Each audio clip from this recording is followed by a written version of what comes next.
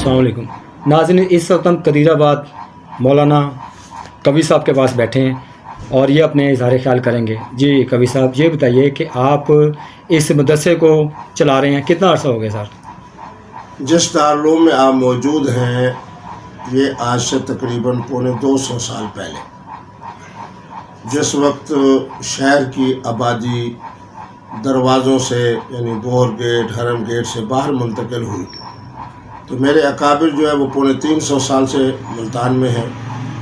تو جب یہ آبادی جو ہے یہ انگریز کے زمانے میں بند بننے کے بعد آبادی جب باہر آئی تو یہ میرے حضرت کے نام پہ اس علاقے کا نام رکھا گیا محلہ قدیر آباد، جس میں آپ نے دیکھا کہ جب چوک فوارے سے آپ آتے ہیں تو پہلے ترین صاحبان ہے، پھر درمیان میں جو جگہ آتی ہے وہاں سے لے کر جہاں میرا مرکز ہے، پھر آگے یوں چلے جائیں آخر تک یہ میرے حضرت کے پاس تھا۔ یہاں دارالعلوم بھی ہے، یہاں خانقاہ بھی ہے، یہاں ہماری اسلامی عدالت ہے، انصاف بھی ہے، اور باقی حضرات تو یہاں سے چلے گئے، اب صرف میرے اکیلے کی یہاں رہائش بھی ہے۔ اسی طریقے پہ ہم یہاں ترین صاحبان بھی میرے ہمسائیگی میں ہیں، بلوچ صاحبان بھی۔ اس مرکز کو تقریباً 250 سال ہو گئے ہیں۔ اس کے بعد میرے حضرت کی خانقاہ بھی یہی ہے۔ الحمدللہ یہ ہمارا مدرسہ خانقاہی مدرسہ ہے۔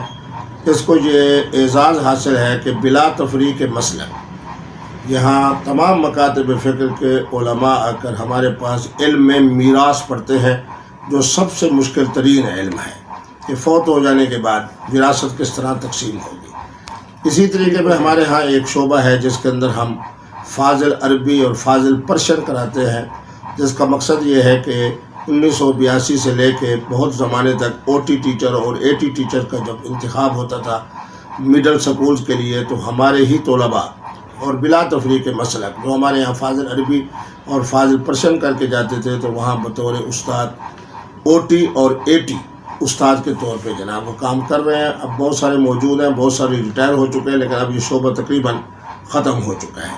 باقی حفظ و ناظرے کا شعبہ ہے اور درس نظامی کا شعبہ ہے۔ کبھی صاحب آپ یہ بتائیں کہ آپ نے کبھی الیکشن بھی لڑا ہے اپنے علاقے میں؟ میں نے زندگی میں 1982 ہی میں طے کر لیا تھا جب میں سیاست میں آیا اور جب میں عالمی سفروں کے لیے گیا کہ میں نے انتخاب کبھی نہیں لڑنا، اور الحمدللہ صرف ایک انتخاب لڑا ہوں، وہ یہ کہ پاکستان تحریک انصاف کے اندر جو انٹرا پارٹی الیکشن ہوئے تھے تو اس وقت میں نے انتخاب پنجاب کی سطح پر بھی لڑا اور مرکز کی سطح پر بھی لڑا، اور میرے ووٹ جو پنجاب کے صدر اور سیکرٹری جنرل تھے اس سے بھی زیادہ تھے، اور جو مرکز میں صدر اور سیکرٹری جنرل بنا اس سے بھی زیادہ تھے میرے ووٹ۔ کبھی صاحب آپ یہ بتائیں، آپ پہ بہت سے الزامات لگے ہیں لیکن اللہ نے بخوبی آپ کو سرخرو کیا ہے، اس کی کیا وجہ ہے؟ میرے بیٹے جب آپ نے الزام کہا ہے تو الزام ہوتا وہی ہے جو ختم ہو جاتا ہے، یاد رکھیں۔ صحیح۔ ایک جرم ہوتا ہے، ایک الزام ہوتا ہے۔ آپ نے بڑا اچھا لفظ بولا، الزام ہوتا وہی ہے جس کی کوئی بنیاد نہیں ہوتی۔ تو آپ نے خود دیکھا کہ قاتل کون تھے، وہ آج تک پڑے ہوئے ہیں جناب جیلوں میں۔ مفتی صاحب پہلی پیشی کے اوپر ہی 11 دن کے بعد باعزت بری ہو کے گھر آ گئے۔ تو معنی یہ ہے کہ جس طرح کے الزامات ہوتے ہیں، اور پھر آپ نے یہ بھی دیکھا، میں اللہ کا شکر ادا کرتا ہوں، یہ صرف مفتی عبدالقوی کی بات نہیں کہ میں اپنی کو کرامت بتاؤں، ہر وہ شخص جس پر زیادتی کی جائے گی، چاہے عملی طور پر چاہے زبانی طور پر، جس کے اندر الزام بھی داخل ہے جس طرح آپ فرما رہے ہیں، تو ایک نے الزام لگایا اور میں سمجھتا ہوں کہ کوئی ایسا الزام نہیں تھا جو غیر شرعی ہو۔ مفتی صاحب کو روزہ نہیں تھا، ٹھیک ہے میں سفر میں ہوں، روزہ ہے یا نہیں۔ مفتی صاحب نے کوک پی ہے، الحمدللہ کوک پی ہے، مشروب مغرب تو نہیں پیا۔ مفتی صاحب نے میرے ساتھ بیٹھ کے سگریٹ پیا، لوگوں کو پتہ ہے کہ مفتی صاحب سگریٹ نہیں پیتے۔ جو اس بیچاری کے ساتھ اس کے بھائی نے کیا ساری دنیا کے سامنے ہے۔ اس کے بعد جو دوسری نے جناب ٹوپی کے اوپر کوئی پانی ڈال رہی ہے یا کچھ چال چلن کے حوالے سے جناب کچھ انداز اختیار کری، اسے میں میرے اوپر کوئی الزام نہیں لگایا۔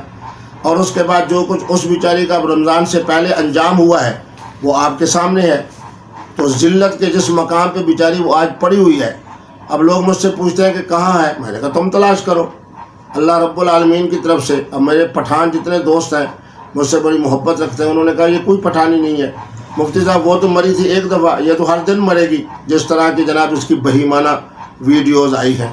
تو بہرحال الزام ہوتا ہے، اس کے اندر چونکہ حقیقت نہیں ہوتی، اس لیے آپ دیکھ لیتے ہیں کہ اس ملک کے اندر الزام لگتے ہیں تو وہ آدمی بعد میں وزیر اعلیٰ ہوتا ہے اور بعد میں وزیر اعظم ہوتا ہے۔ تو آج بھی جن لوگوں کو ایک خاص مراحل سے گزارا جا رہا ہے تو لوگ مجھ سے پوچھتے ہیں کہ یہ کیا ہو رہا ہے، میں نے کہا ان کو مستقبل کی اقتدار کے لیے تیار کیا جا رہا ہے۔ کبھی بہرحال یہ پاکستان کے اندر ایک آپ یہ بتائیے گا کہ پچھلے دنوں عید جو گزری ہے گزشتہ، اس میں بھی آپ پہ جو لوگوں نے کوشش کی ہے الزامات لگوانے کی کہ عید پہ آپ نے یہ کیا وہ کیا، سوشل میڈیا پہ ہم نے دیکھا ہے، تو اس کی کیا وجہ کہ لوگ ہر وقت آپ کے طاق میں رہتے ہیں؟ تو آپ کو نشانہ کیوں بناتے ہیں؟ آپ کو نشانہ کیوں بناتے ہیں؟ میرے بچے بات یہ ہے کہ ابھی تک میرے علم میں یہ نہیں آیا، کیونکہ میرے پیچھے باغ لانگ خاں میں نماز پڑھنے والے اس قدر خوش نصیب لوگ ہیں جو مجھ سے کمال درجے کی عقیدت و محبت رکھتے ہیں. مجھے نہیں معلوم اور اب تک میرے علم میں نہیں آیا کہ اس عید پڑھانے کے حوالے سے وہ میرے اوپر کیا الزام لگانا یہ کبھی صاحب آپ سمجھتے ہیں کہ کوئی لابی آپ کے پیچھے لگی ہوئی ہے اس طرح کی وہ ہے، آپ سمجھتے ہیں کہ اس طرح کوئی ہے آپ کا کوئی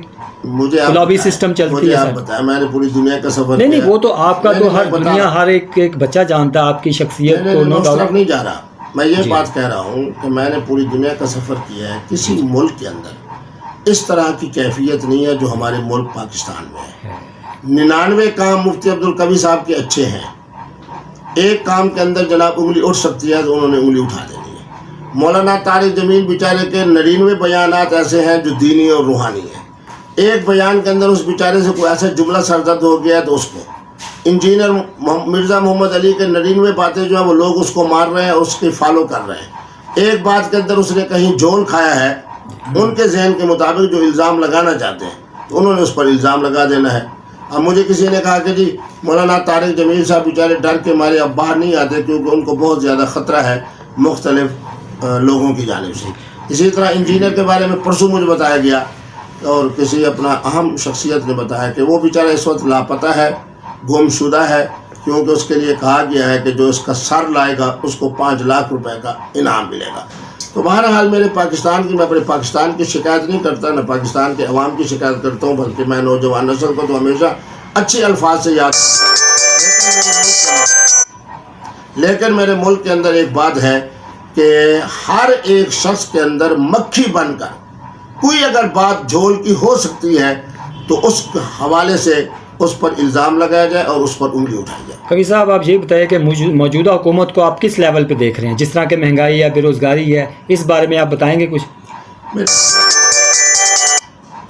محترم بات یہ ہے کہ موجودہ حکومت ہو یا اس سے پہلے عمران خان صاحب کی حکومت ہو، اس سے پہلے 3 مرتبہ میاں نواز شریف کی حکومت ہو، اس کے ساتھ ساتھ بے نظیر صاحب کی اور یوسف رضا گیلانی صاحب کی 3 حکومتیں ہوں، یہ حکومتیں بنا کون رہے ہیں اور ان کو اتار کون رہے ہیں؟ جس دن یہ نقطہ میاں نواز شریف کو سمجھ آ جائے گا وہ بھی انسان بن جائیں گے. جس دن یہی نقطہ محترم عمران خان صاحب کی اور ان کی پارٹی کو سمجھ آ جائے گا وہ بھی انسان بن جائیں گے. آج جس طریقے کے اوپر جن لوگوں کے ساتھ جو کچھ ہو رہا ہے، کیا انہی لوگوں کو 3 سال 8 مہینے حکومت کا لیے موقع نہیں دیا گیا؟ اور آج جو بیچارے بد نصیب آ کے مہنگائی کے اندر آ کے دلدل میں پھنس گئے ہیں اور مسلم لیگ نون کا خاتمہ ہو رہا ہے، تو مسلم لیگ نون تو ان کے ہاں اس وقت موضوع بحث ہی نہیں. ان کے ہاں موضوع بحث ہے پاکستان پیپلز پارٹی یا پاکستان تحریک انصاف بغیر محترم عمران خان کے. مستقبل آپ کے بھی سامنے ہے، اللہ آپ کو بھی صحت و عافیت سے لمبی زندگی دے، مجھے بھی دے، آپ اپنی آنکھوں سے دیکھیں گے. یا مخلوط حکومت ہوگی پیپلز پارٹی کی اور پی ٹی آئی کی بغیر عمران خان صاحب کے، یا اگر پی ٹی آئی کی حکومت ہوگی باقی جماعتوں کے ساتھ مل کر تو اس میں عمران خان صاحب نہیں ہوں گے. پیشن گوئی ہے، یہ پشین گوئی ہے، یہ حقائق ہے. ان جو کچھ ہم نے پاکستان میں دیکھا ہے جو ان کے حقائق ہیں جو میں آپ کو بتا رہا ہوں. جی سلیم صاحب آپ کوئی سوال کرنا چاہیں؟ کبھی صاحب آپ کا انٹرویو سنا میں نے، آپ نے کہا تھا کہ اگر عدالت مجھے آدھا گھنٹہ دے دے نا تو میں جو عمران خان کے اوپر جو کیس ہے نا اس کا عدت والا جو ہوا تھا اس کو میں خارج کرا دوں. دیکھیں بات یہ ہے کہ یہ جملہ میں نے بالکل کہا ہے. اب میں 2 دن کے بعد اسلام آباد جا رہا ہوں، وکلاء کی وہاں کمیٹی تیار ہے، وہ شیشن کورٹ کے اندر جناب ہمارے وکلاء جو ہے ان سے کہیں گے کہ میرا نام مفتی عبدالقوی صاحب دلائل کے حوالے سے چاہتے ہیں کہ پیش ہوں. اور مجھے یقین ہے کہ جس دن میں نے آدھا گھنٹہ اور 35 منٹ گفتگو کی یہ مقدمہ اسی دن فارغ ہو جائے گا اور داخل دفتر ہو جائے گا.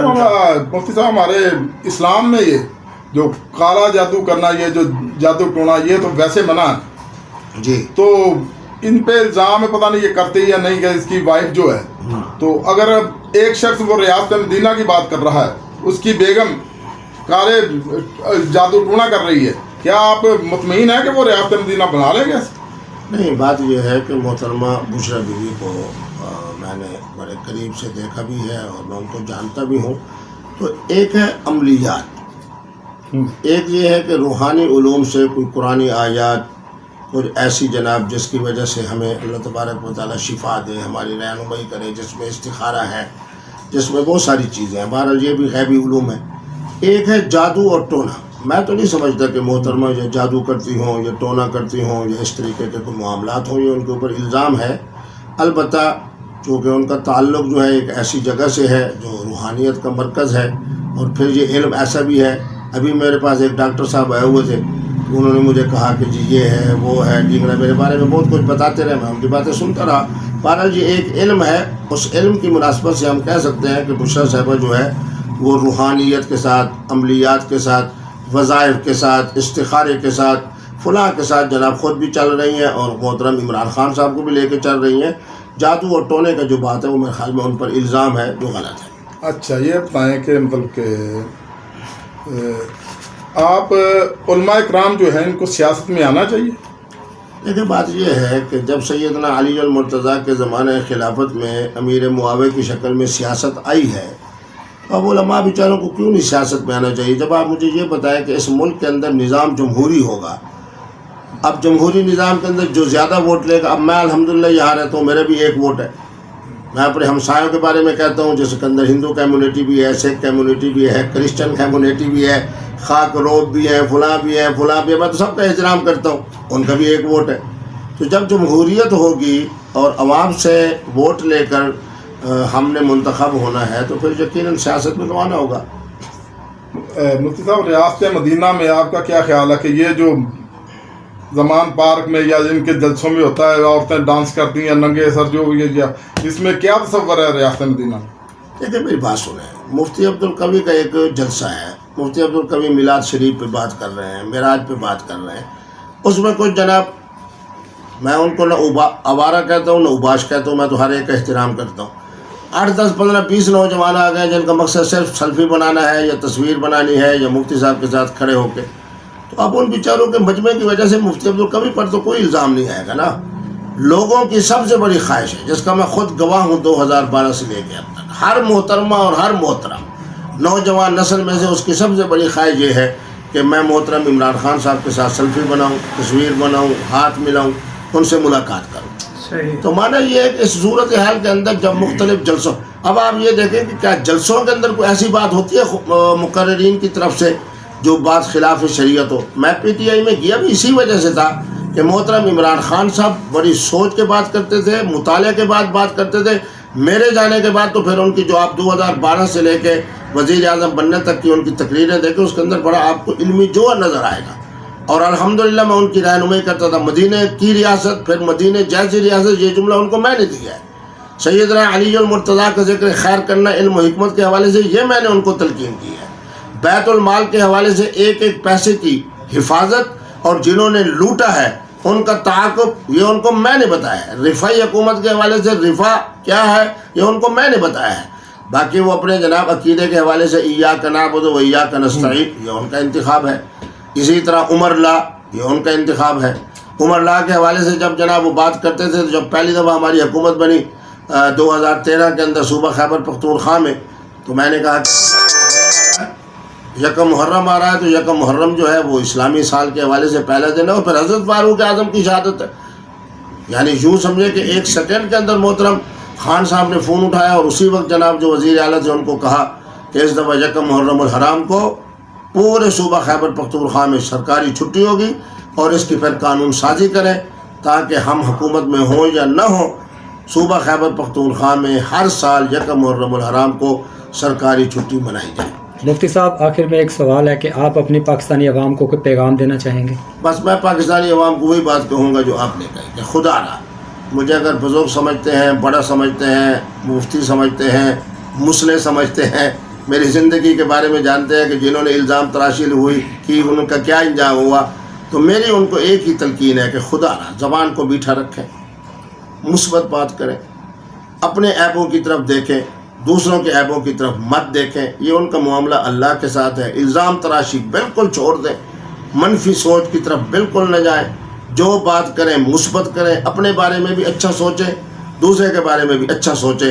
یہی وہ بات ہوگی جس کی وجہ سے آپ لوگوں کے دلوں کے को के हुक्मरान होंगे, उनको मुसख्खर करेंगे, तो इल्ज़ाम ख़त्म, मनफी सोच ख़त्म, मनफी फ़िक्र ख़त्म। जो बात करनी है, जो सोचना है, वो सिर्फ़ और सिर्फ मुस्बत अंदाज से, और इल्ज़ाम तराशी नहीं करनी। यही मेरी तलकीन है, यही मेरी नसीहत है तमाम देखने वालों। बहुत शुक्रिया मुफ्ती साहब, आपने अपना कीमती time country crime TV channel को दिया, जिसमें डॉक्टर सरफराज साहब, सलीम अंसारी साहब, फातिर हमीद साहब, मैडम अफिया साहब आई हैं। आपका बहुत बहुत शुक्रिया। मेहरबानी, बहुत शुक्रिया आपकी तशरीफ आ गई। इस वीडियो को लाइक करें, हमारे चैनल को सब्सक्राइब कर बेल आइकन जरूर प्रेस करें।